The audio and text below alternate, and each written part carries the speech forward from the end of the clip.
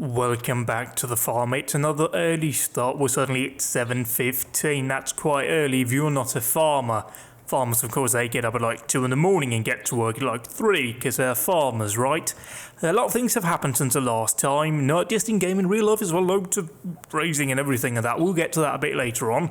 First of all, let's have a look at what's changed. I've got some more fields.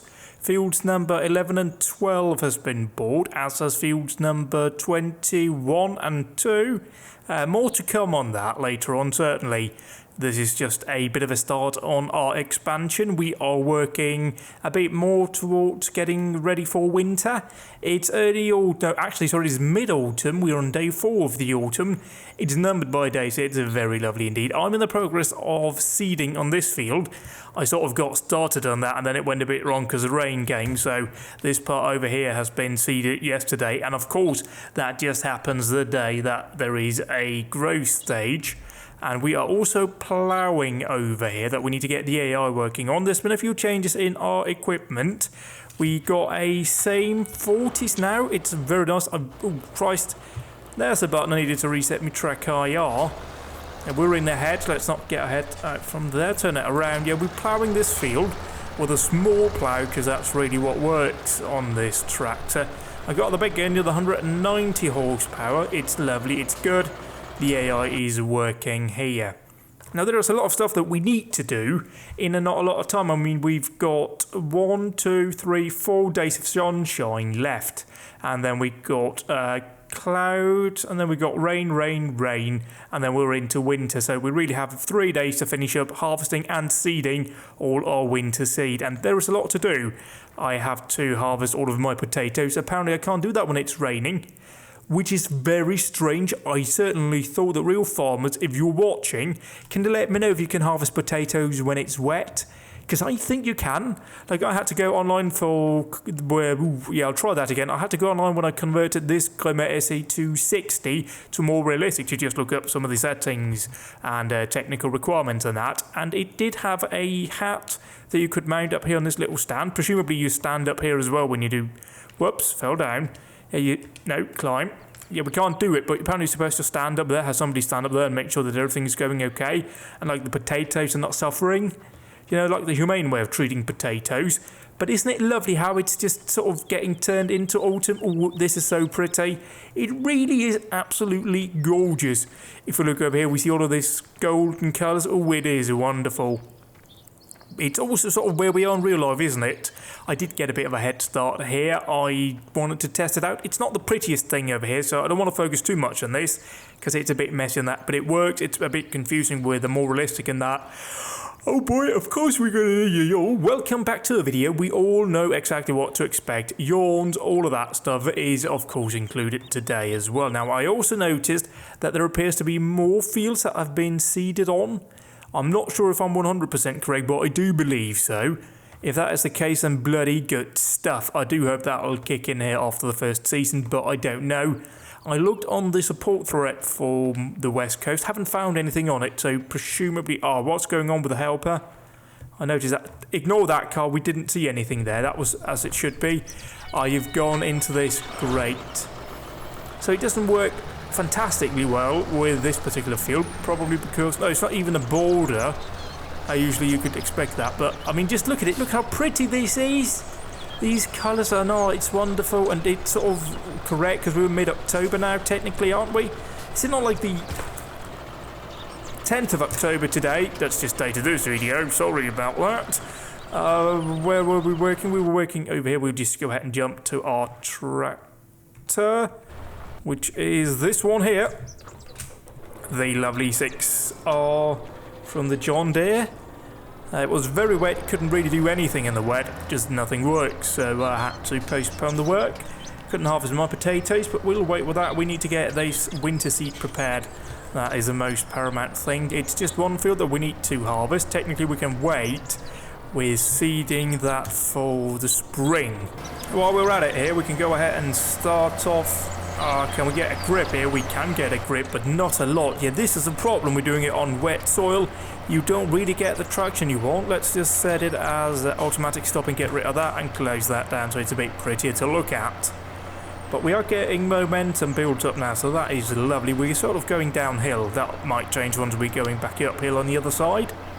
There's been an update to more realistic since the last video. It came out on Sunday, and one of the features it has is the new display down at the bottom right hand corner beneath the normal UI, which but shows wheel slippage of 4.2, 3.9, and the fuel economy at the moment, which is 35 point something. That is only shown on more realistic enabled vehicles, so if it doesn't show up on a tractor you're using, it's not running with more realistic. A very useful thing, and I would like that a bit more, but you know, it's still beta. It would be nice to just have a way of affirming that converted equipment is actually running in more realistic, but I don't really know if I can do that in some way. We will. Oh, hang on, I rated up the wrong thing. This is sort of like the weird two-part seeder here from the Coon pack. It's quite nice. I think you've got the bit out the front. Apparently there's no connection between the tank at the front, which is also considered an additional tank, but there's no tank at the back, so I don't know how that works. I also noticed that I cocked up over there with a ridge marker that must have had down on the wrong side at one point. Yeah, I must not have turned it when I turned at the top here. Anyway, let's go ahead and talk a bit about racing, because a lot of that happened over the weekend, didn't it? I have calculated that I watched about 22 to 24 hours of motorsport within a 48-hour period. That is a lot, and I missed a 2-hour race, so I could technically have done, well, I couldn't have done 40, could I have done 48? Oh, yes I could have done 48, because that would have been Friday evening, and I finished the last race on Sunday evening, so I could technically have done 24 hours of motor racing within 48 hours, but 22 was enough. I mean, it started off with Formula 1 qualifying at 8 in the morning, then at noon on Saturday there was a VLN race, a 4-hour race, then an hour break until 5 in the afternoon when Petit Le Mans started, a 10-hour race from America, which ended at 3 in the morning over here. Then I had to get up at a little bit to 7 to watch the Formula 1 race, and then after that I watched qualifying, the two types, the normal qualifying and the shootout for Bathurst, and then at noon I started watching Bathurst, which finished at 7 point something in the evening.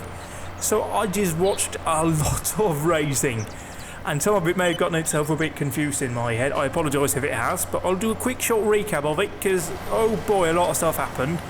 We'll start with the racing, so we'll do it race format. So we start with the VLN race, then we'll do Petit Le Mans, then we'll do Formula 1, then we'll do Bathurst. That's the order I watched it in, so that's just how I'm going to do it. And we start with the VLN. First things first, very happy to see that there was no serious injuries or deaths as a result of the, quite frankly, horrific accident, at least on first impression, between a BMW Cup car and the Porsche Manthey racing car. It looked horrible from the onboard, which is what we had. I believe it was in around Hatzenbach, where the Porsche sort of got a bit squiggly wiggly and a bit of slippery. Oh, hang on, don't care about that. Yeah, well, there was a bit of, I believe there was a slight bit of rain at the time. Lost control, crashed into the barrier, and the BMW sort of arrived very much on top of the scene. Certainly arrived, crashed into the Porsche and rode up over the windscreen and up onto the roof. I don't know how that ended up, because you don't really have anything other than onboards in that section, but it looked absolutely horrifying. It's one of the few times that I've actually just sit there going, yeah, Jesus, this could have been worse, like a lot worse than it was. Had that Porsche driver gotten out of that car before the BMW arrived, he would have been, well, quite frankly, he'd have been either seriously brain injured or possibly dead. Because there's a car arriving going over the roof right, it's sort of, well, I suppose it's about hip height if you go by, you know, it's a GT racer still, but they're not really that tall, so that could have been a lot worse.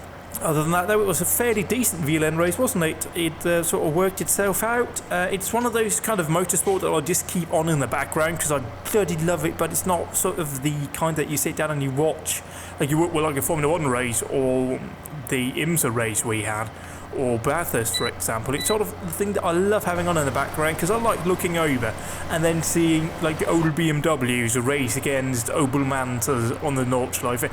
It just makes me happy. So I like to keep that on in the background whilst I, you know, play this or another game. It's just wonderful to have, and then put it on the TV occasionally if it heats up towards the end.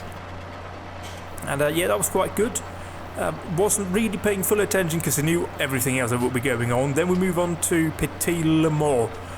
Oh boy, there was a lot of stuff that went on. It was a bit wet at the start, and yeah, they sort of recovered quite quickly. I'd got to separate the team because Bathurst was wet as well, so I've got to try and remember those two apart in that regard. But it sort of went on. Another thing, really, that massive accident, I don't remember who it was. I've, again, seen a lot of motorsport, so I'm getting a bit confused here, sort of forgotten who it was. But one of the LMP2 cars had a massive accident at the left, following the squiggly wiggly section. If you're familiar with Road Atlanta, you know exactly what I'm talking about. But basically, on Road Atlanta, you come down, first corner is a sweeping right-hand uphill. You go into a couple of S's, and then you make a left onto a short straight, which leads into a horseshoe. And that horseshoe loops onto a larger straightaway. And sort of midway down that straightaway, there's a little cutback to where the accident happened, so they can do a little shorter loop. What happened was the LMP2 car got a bit wide on the exit, ran into the gravel and got quite a bit of air, and that's not an over-exaggeration, over an embankment, a slight embankment up towards the cutback to the smaller circuit that I talked about. That seems to be a massive design flaw, I'd like to point out, but we've been racing there for many years. It's his 20th Petit Le Mans this year, and it's the first time I think anything like that has happened, apart from, of course, that it happened the day before and a bit later on. But anyway, let's move further on from that. Other notes regarding that incident, I'm just happy nobody died. If you've seen the images from the stand, which I've seen a couple of photographs taken by spectators in the area where the car crashed into, and really, they must have either had to change trousers or quite possibly changed like seating position. I don't know why you would remain seated there. It just does not seem like a good place to spectate at all. You've tempted fate once, because you can see that car went up and that impacted the top half of the tyre barrier that was there. Jesus Christ, that probably has to get looked at in the future, because had that car hit a half a metre higher, it would have gone into the fence. And that fence, it may be called a catch fence and you know that kind of stuff, but it doesn't catch the whole car. It's not meant to take a full-on impact from a car at speed. It's meant to take debris if there's an incident, or larger debris. I know there's a steel wire that sort of holds it up, but that seems to be more structural than protective. Like, I don't think that's intended to take a lot of the force. It may take some of the force, but you're still going to have many components fly into the spectator stands.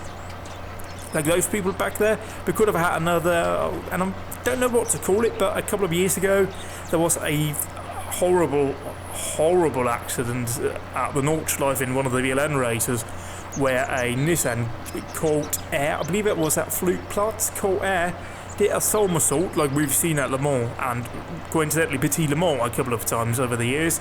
Only this time he landed in a spectating area, which is absolutely horrifying. I mean, of course it says on the ticket, and everybody knows it, that motorsport is dangerous and your safety is not guaranteed, but that should really only pertain to the drivers who are, you know, an active participant in the sport. The spectators are there to watch, they're there to have a good time. They're really the ones that need to be protected most of all in this, and it's just really sad, and I'm just incredibly grateful that we didn't see another one of that, because that could very easily have gone the other way.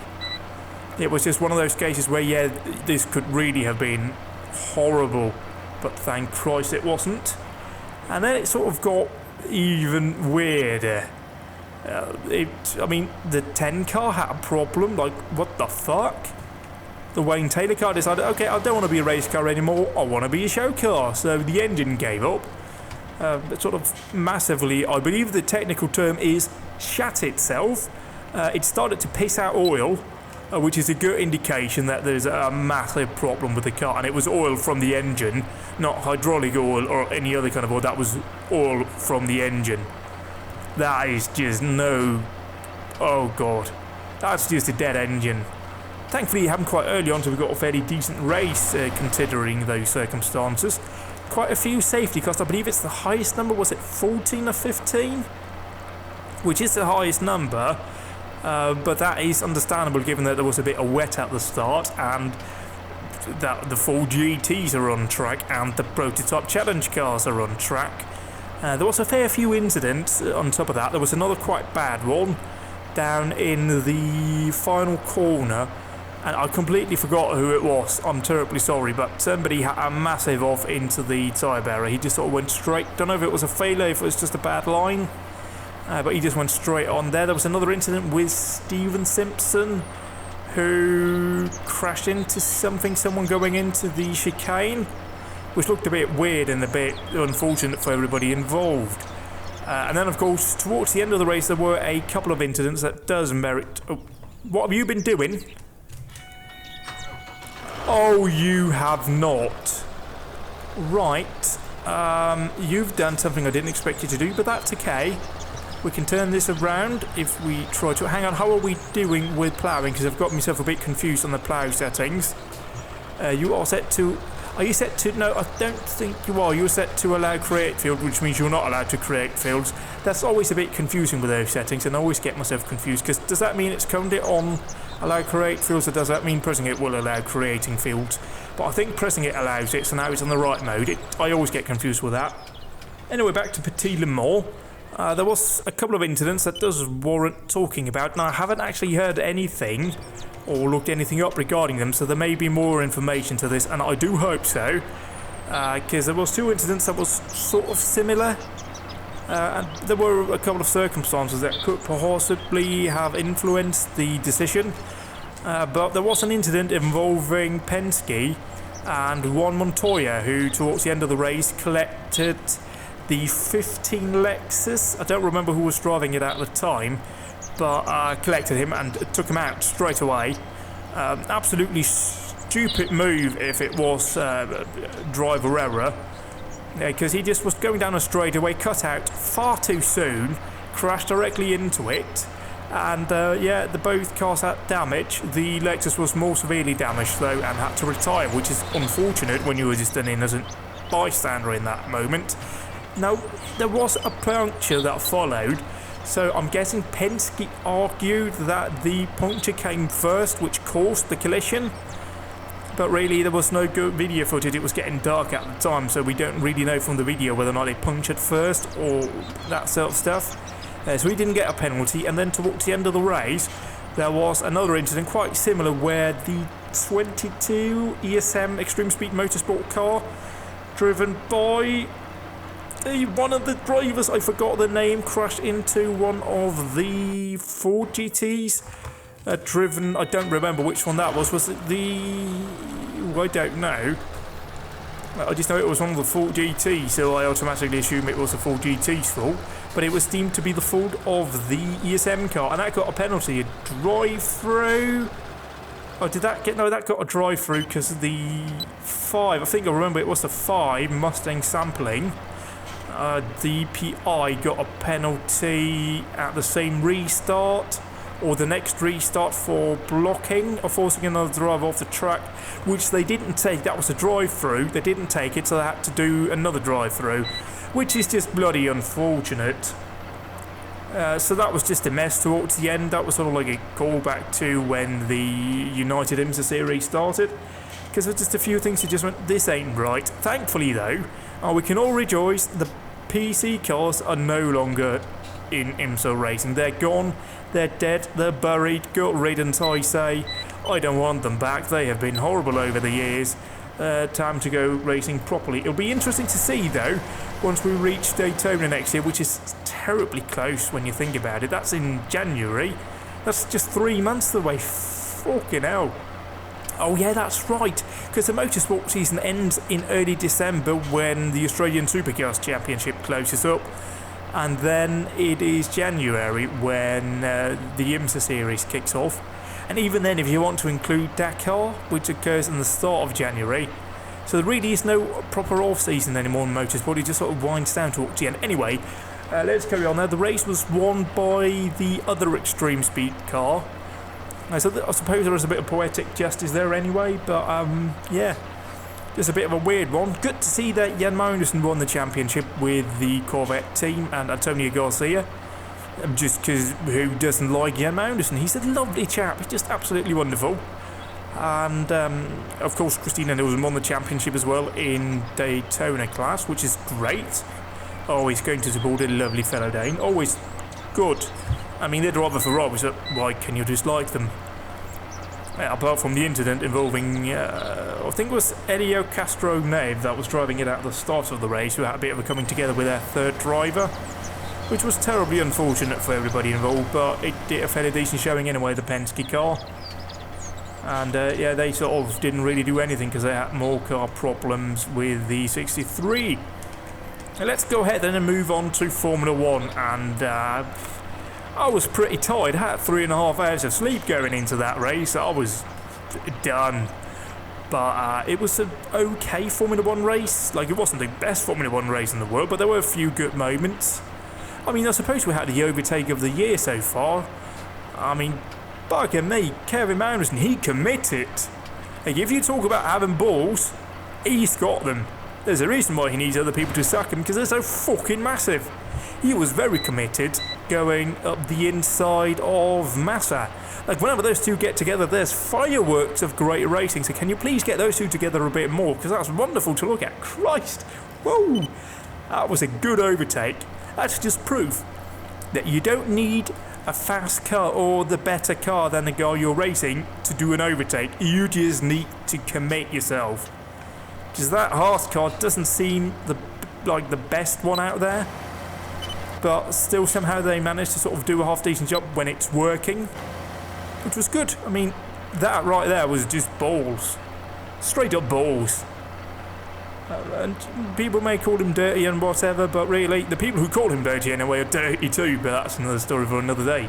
Especially Alonso. Christ, he's the dirtiest of them all. So I suppose to calling the kettle black is appropriate, though.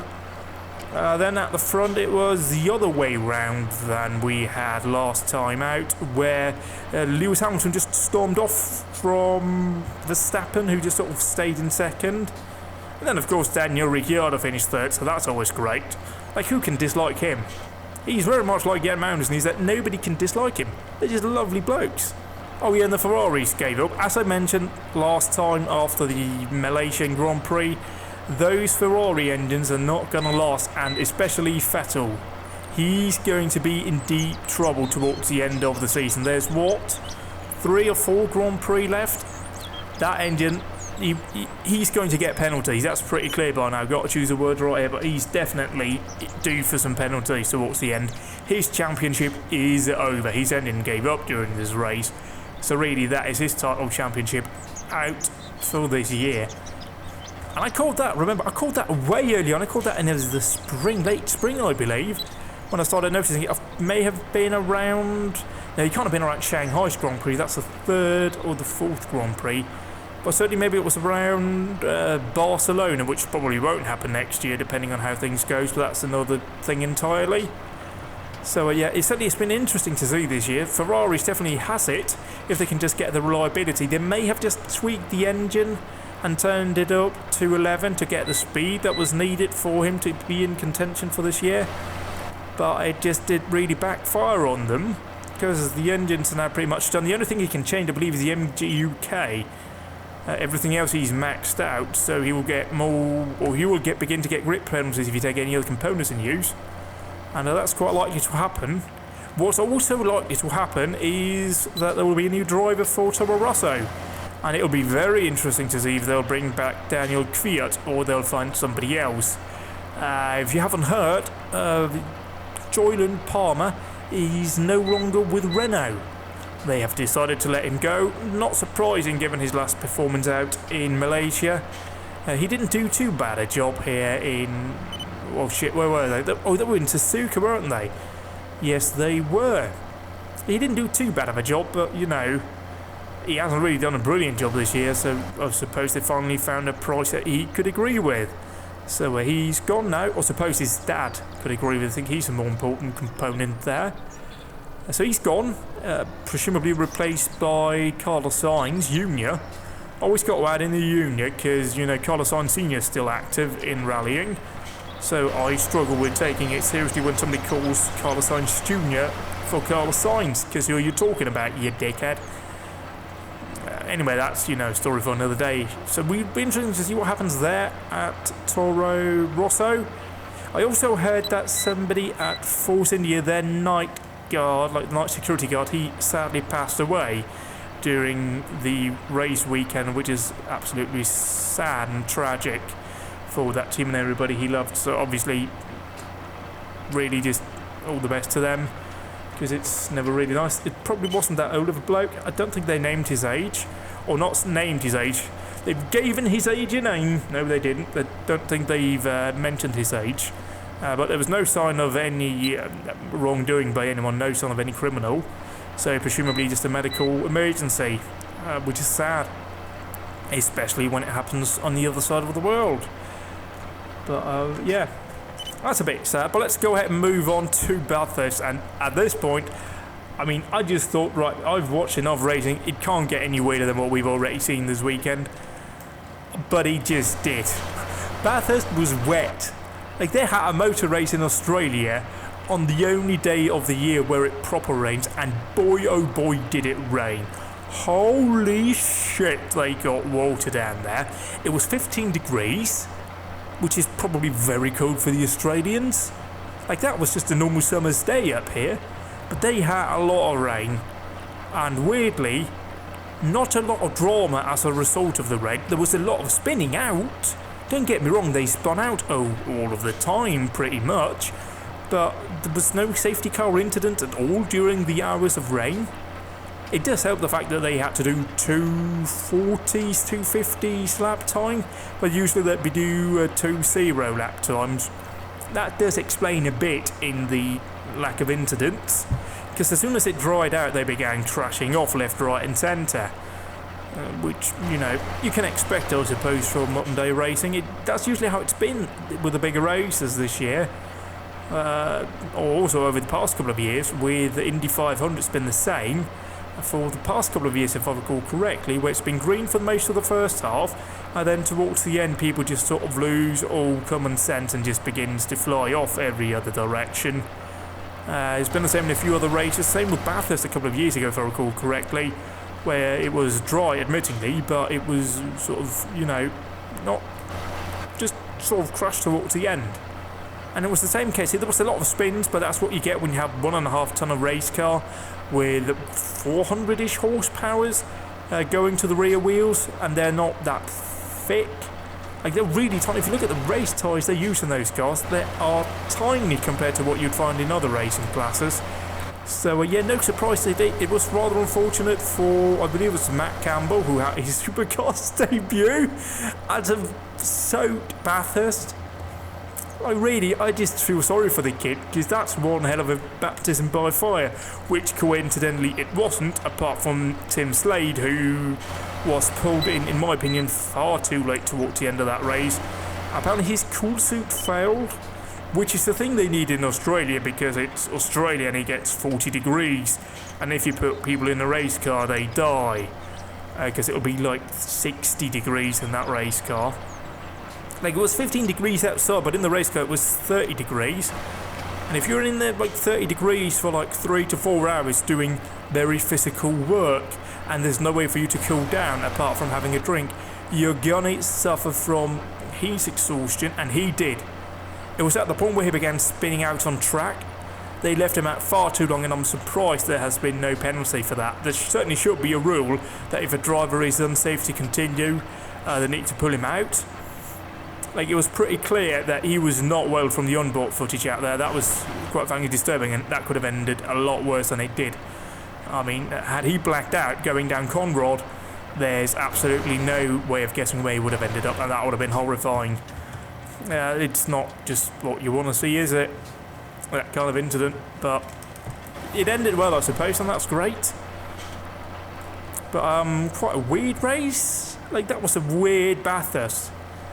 Extremely exciting, because like at one point there was like 2 drivers out there that had to use squeegees to clear mist out of the windscreen. Now that's why you watch racing. You can get like Formula 1 where they got all of their high-tech stuff, and you know, other places where they've got that little spray-on thing they do, and you've got windscreen wipers. But no, what you want to see is a racing driver sit with a squeegee on the end of a stick, with a cloth dabbed over it, squeegeeing away mist on the inside of the windscreen whilst doing about 250 kilometres an hour. At one point, this is not what I'm making up, he was driving down the straightaway, squeegee in his right hand. He releases the steering wheel to change from 4th into 5th, which he does, hand back on the steering wheel, 250 kilometres an hour, whilst continuing to use the squeegee. That's mind-blowing. Okay, I admit Formula 1 drivers are brilliant people because they have to do all of that sort of management and that. But they don't use the squeegee whilst racing.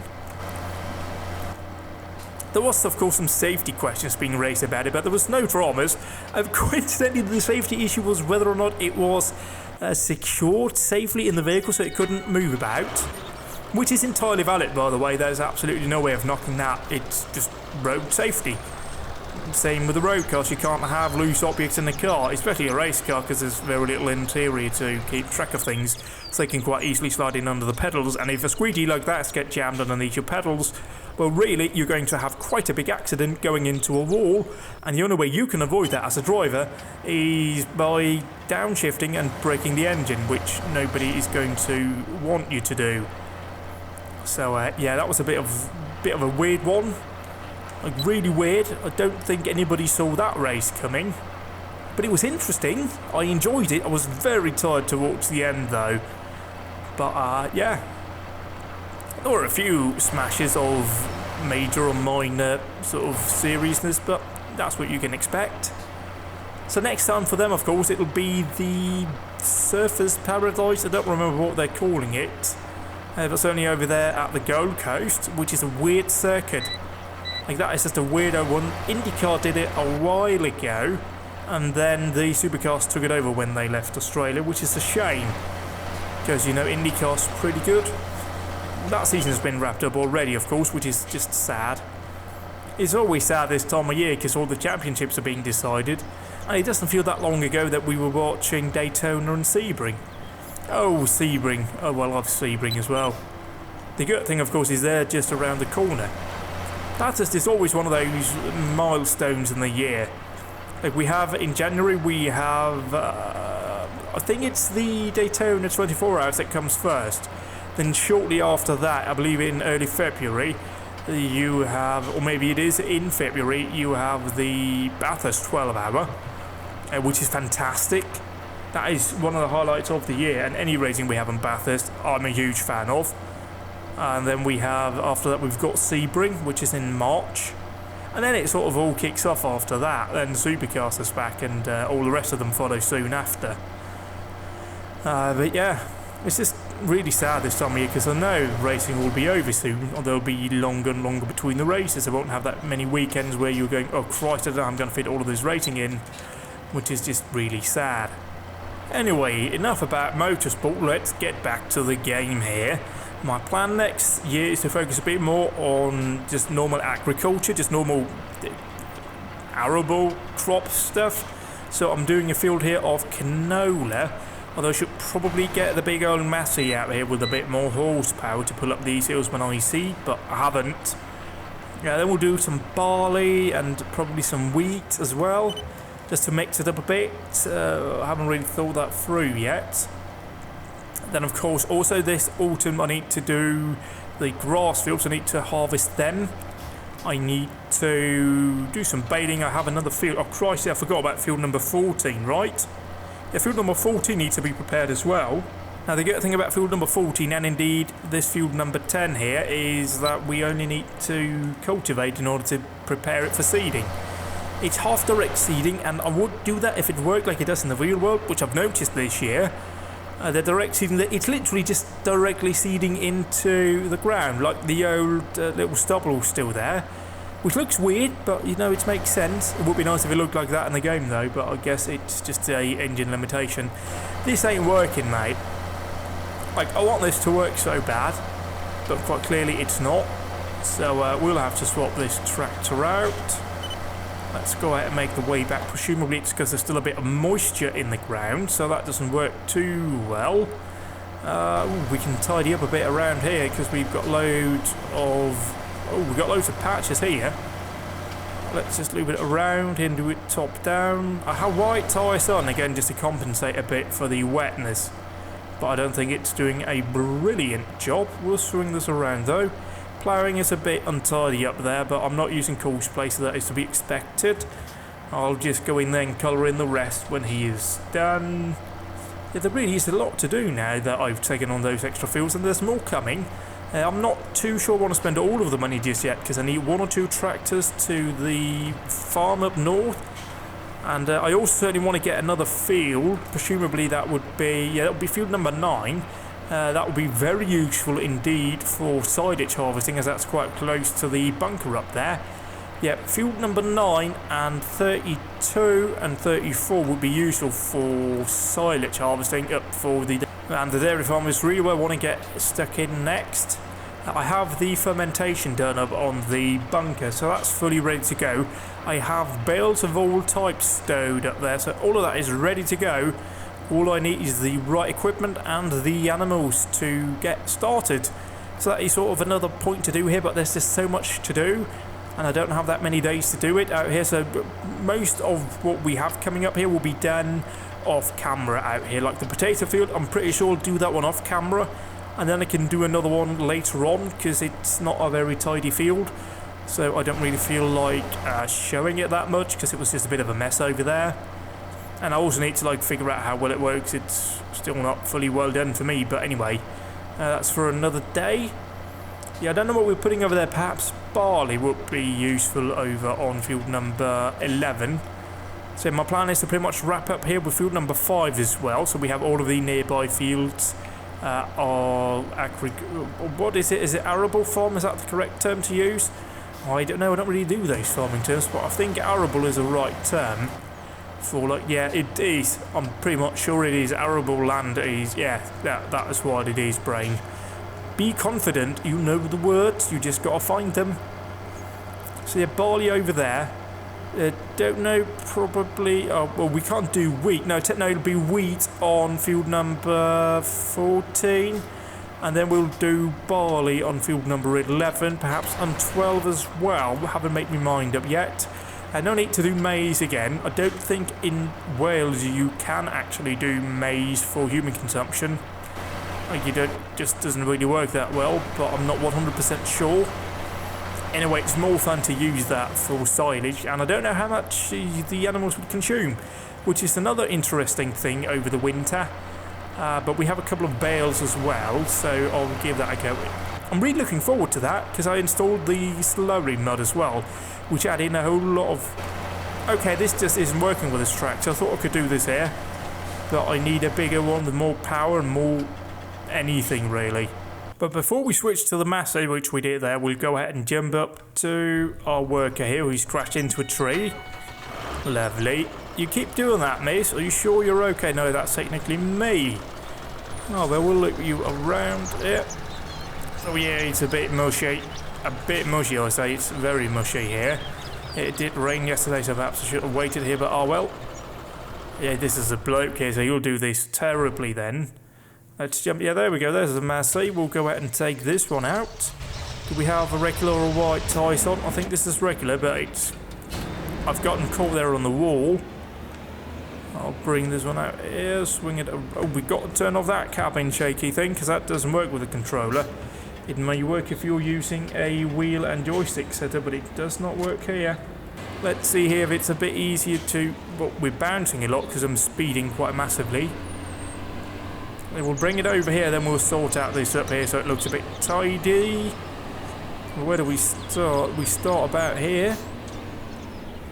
So loop this around. It's a lot easier to turn when you don't have wide tyres on, that's it. Turn you on. Turn you on. We can't lower you down until we lower this down. So lower you, lower, thank you. Let's just visually check that. Yep, everything is working as intended. And I like it when it works as intended. Okay, Christ, it's still not brilliant here. It's a bit slippery still. So there certainly is a lot of moisture in the ground.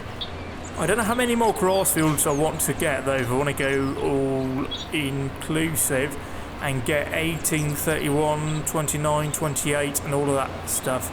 I just don't know how much I'm going to need. That's a bloody issue. I know I don't have enough as it is right now. So, but yeah. I also don't know if I want to plough them. I suppose we can wait with that until the spring. Just to get that going. Or in the winter, I don't know if it'll get freezing cold.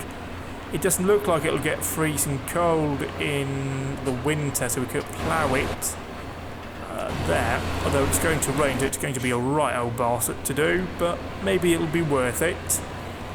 Don't think it is. Is that there's a manufacturer of products, cosmetics products that has because you're worth it. I'm sure the cows will say the same thing about their silaging. This fuel probably won't look pretty next year, but it'll work just fine. Well, hopefully anyway. We'll just have to stick it out. And we can always just wait until the autumn to harvest it. I do hope we will have some harvesting ready in the late summer next year.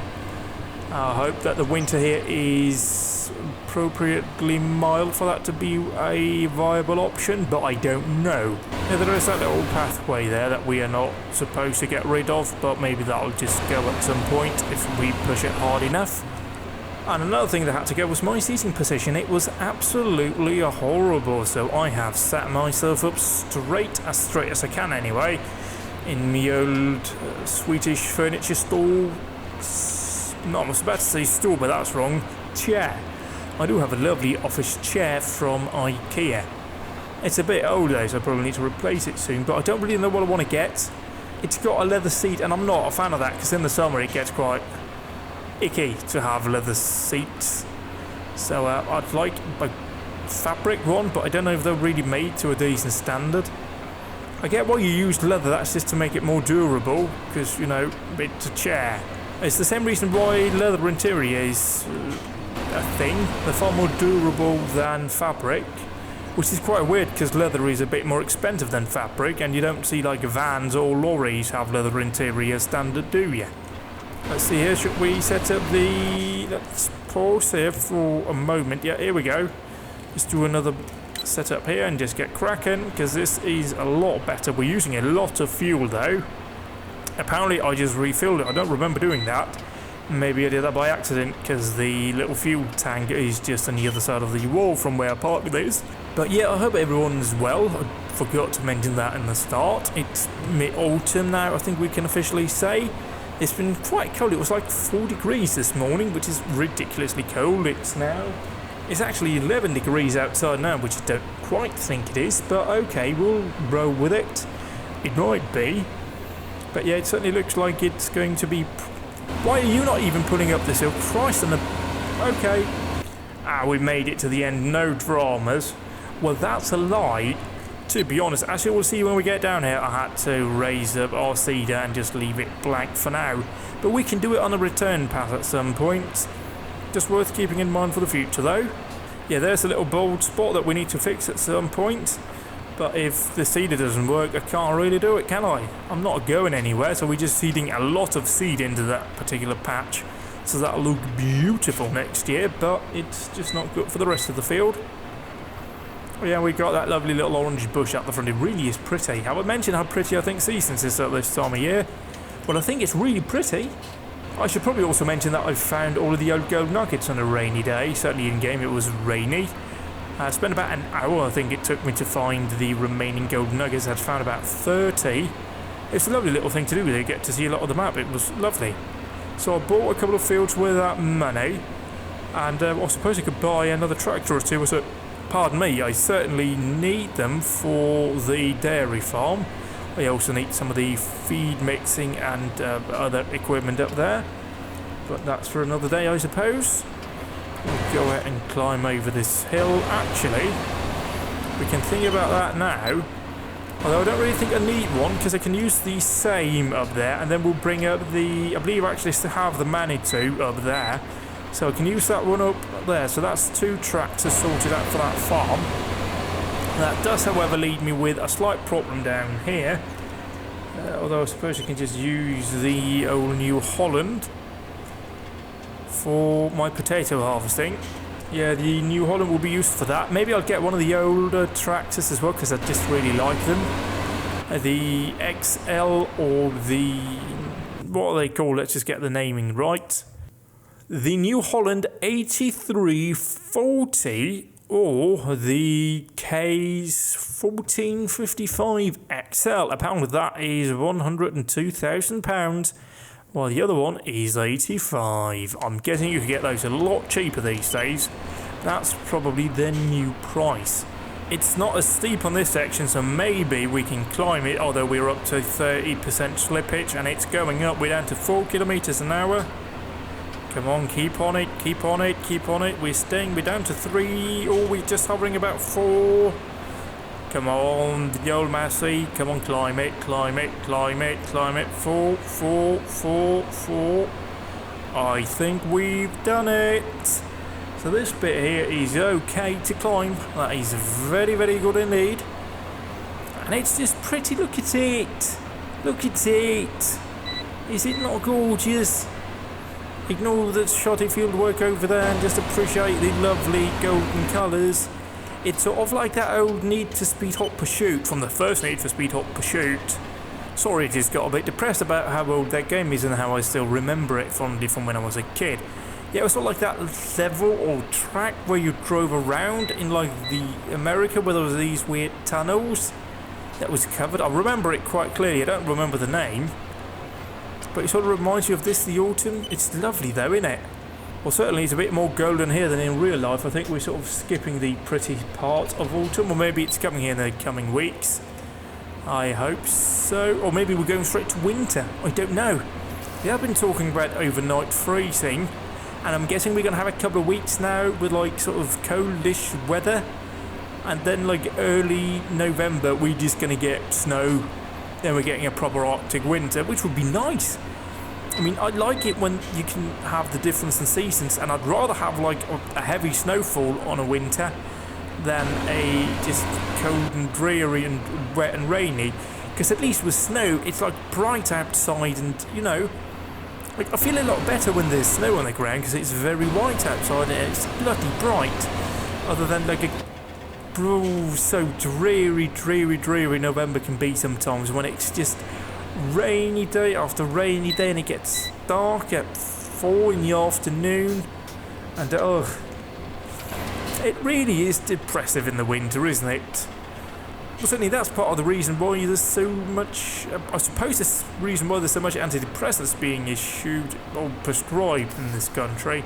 Because that's the thing, because we've been like the happiest country for like, I don't know how many years now.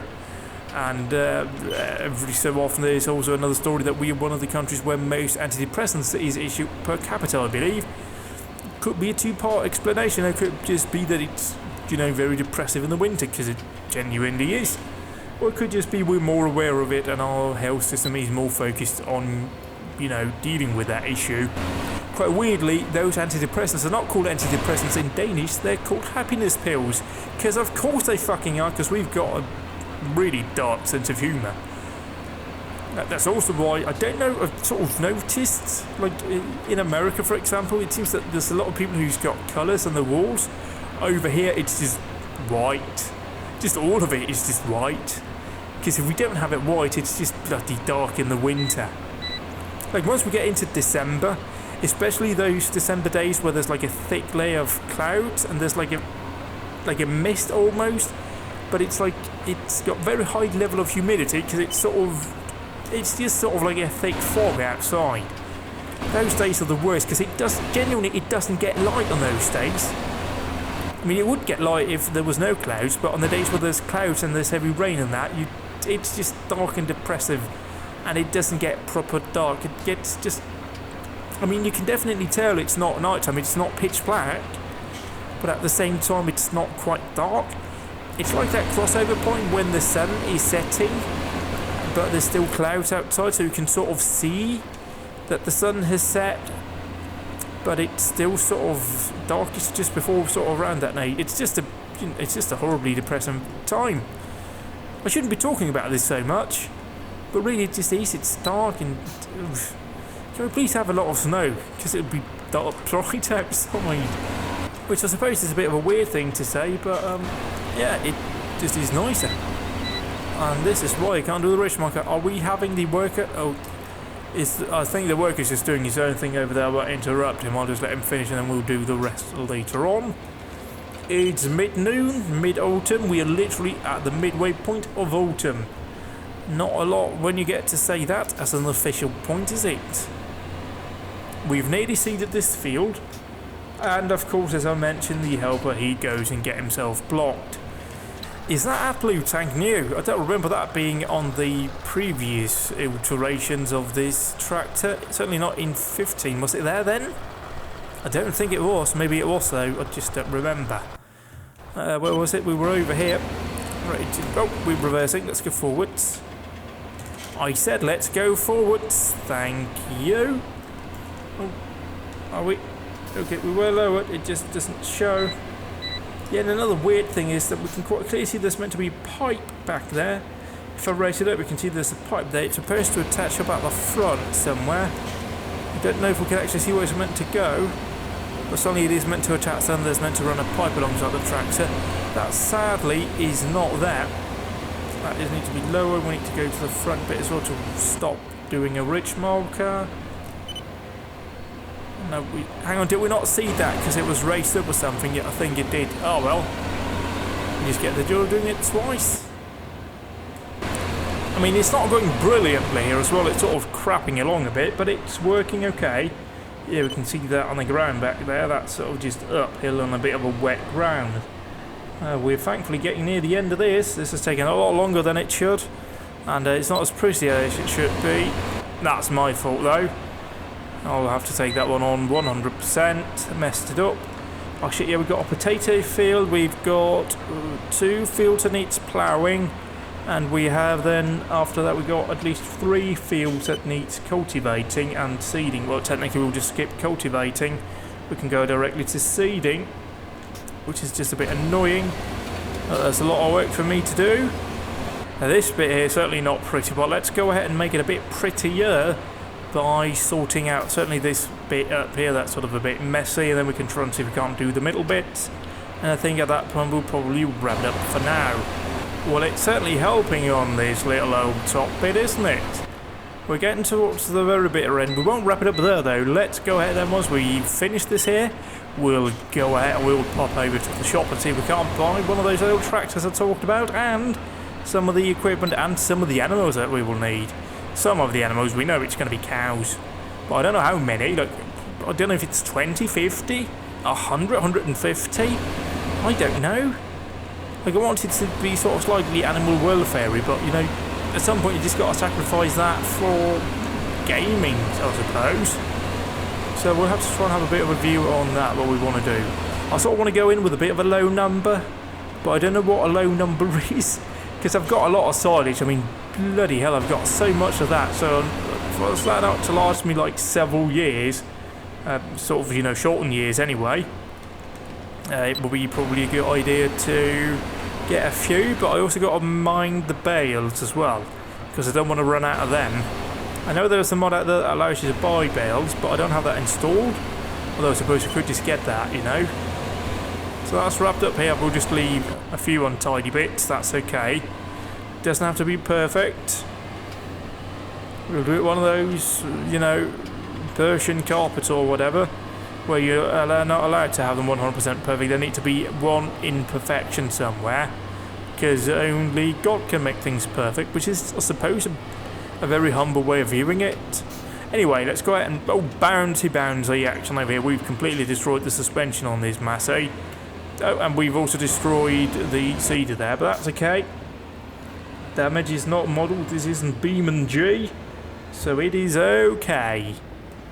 That is a cultivator there, just sort of reminding me what I need to do once I finish this here, but that's for another day. Let's see here. Ooh, not crashing. I get a point.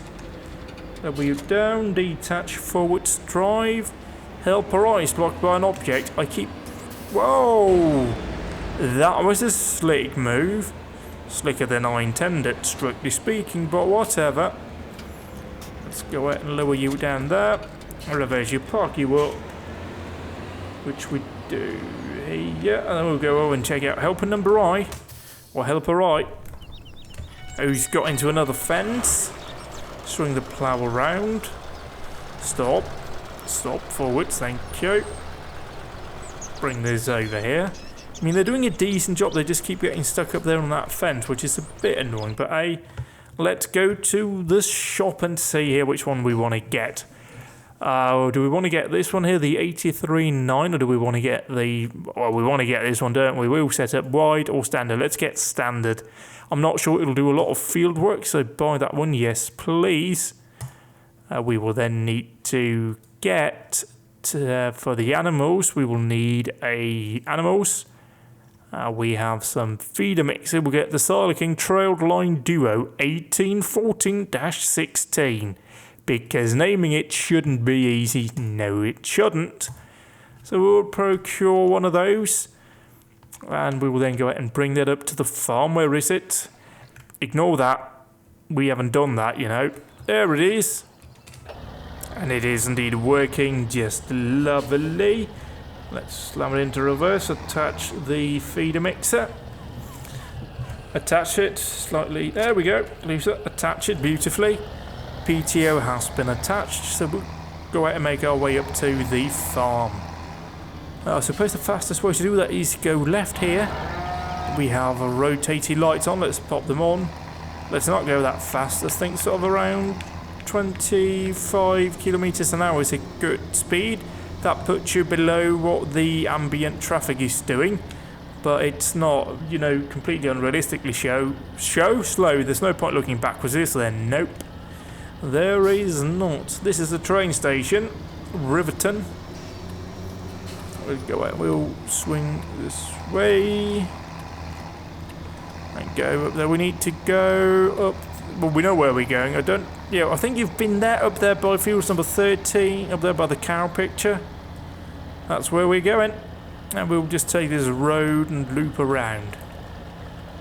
Over we go here. Is this water? It sounds like water. Look at how pretty this is. I mean, let's try and jump out here and have a look. Look at how pretty this is. And the game engine itself might not lend itself to... Oh, I'm on the wrong side because we're in England. Sorry. I live here, you know. Yeah, I've just got a bit confused. Just look how pretty it is, though. Look how pretty. It's all golden. It's autumn. Look at how pretty. Look. Admittedly, I did buy a tractor where you can't see a damn thing due to the exhaust pipe being out the front, but that doesn't matter. We can look at it like this. Well, really, we want to be in here, though, because that's got the realism and immersion, and that's what we come for in this simulator. Oh, speed downhill. Speed down here. We've hit a speed boost. And we've got the boost in here as well, like we have in Tokyo Extreme Racer. This seems to have the American safety warning thing on the back here, like the yellow and black stripes down there, the chevrons. They should technically be red and white to comply with European legislation. But it's like that Case combine harvester, which also has yellow and black. Yeah, that's right, yellow and black. I just want to say red and white because I know that's wrong. Like, my brain always goes, don't say this, don't say this, don't say this, and immediately say it instead of the right thing. It's just a weird thing that brains do. Have we gone too far? Well, we've gone too far in many aspects, but certainly not in this map in order to go where we want to go. Yeah, is this not a pretty drive, though? Oh, look at this. Look at all of the hills. Look at all of it. Oh, it's so beautiful. Yeah, this is definitely proof that you don't need, like, the Frostbite graphics engine and all of that. You don't need DirectX 20,000 and, like, a big, expensive graphics card in order to play a game that's pretty. This does the job just fine. Certainly there are improvements to the visual style, like a new lighting engine would be nice. But it looks fairly lovely as this. Look at all of the golden business. I don't know if the grass, that doesn't change any colour, but, you know, I suppose that's just another thing about the game, isn't it? If they're fully integrated, something like Seasons in, fingers crossed they will, we might see all of that. We may not see dirt if we are working on a wet soil, and we may see mud, we may see all of that. It's also a bloody lovely touch to have that model distance model over there instead of just a photograph or a plane or whatever they used previously. You have that little bit of terrain going on there. It just makes it look so much better. It's probably a bit more graphically intensive, but my god, it's gorgeous. I mean, this really is just wonderful. I could play this for hours. I have played this for hours. Because it's lovely and wonderful and fantastic. Like, I look at other maps, but none of the maps have that same feel. Because this is quite small, yet it's still quite large. Because it's very well designed. And it's just really nice and lovely and wonderful, and I really, really enjoy it. I mean, look at that over there. The way it's sort of just rendered in the distance as well, because I've got a half-decent graphics card. It really is lovely. Really, really, really, really, really is. Like, at this point in time, I'm pretty much just playing this and Rome Total War with a bit of Euro Truck Simulator on top. I've just sort of finished the French Connection thing.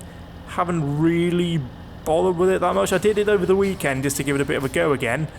But I'm just really waiting for the new Scania, the 7 Series, which I'm going to call it. I'm not going to call it the next generation, because it's not the next generation, it's the current generation Scania, damn it. And any kind of PR naming you're doing, Scania, is not going to work. I'm just really looking forward to it. Really, really, really, really, really, really am looking forward to that. I'm checking that website every day, and I have been for the past week or so. And they're checking it actually a couple of times today to see whether or not there's a blog post. And earlier today, Steam showed an upgrade, or not an upgrade, but an update pending. Apparently down on that little taskbar you have on the computer, sometimes it just shows up a little green little row at the end to show that it's got a download pending. And I just immediately restarted Steam when I noticed it. But no, that was for another game. That was for Factorio, actually. Which I don't want to touch again, because that's just... Oh god, that's a very, very deep pit that you end up spending quite a lot of time in. Anyway, let's go ahead and wrap this up here, as we've been going for more than an hour. I really tried to limit this to under an hour, but it just didn't work. I'm terribly sorry. I hope you've enjoyed it, though. Hope we'll get to see that new Scania Zone 4 Euro Truck Simulator. I hope we get to see many, many cool new mods for Farming Simulator. I hope you've enjoyed this, though. Goodbye for now.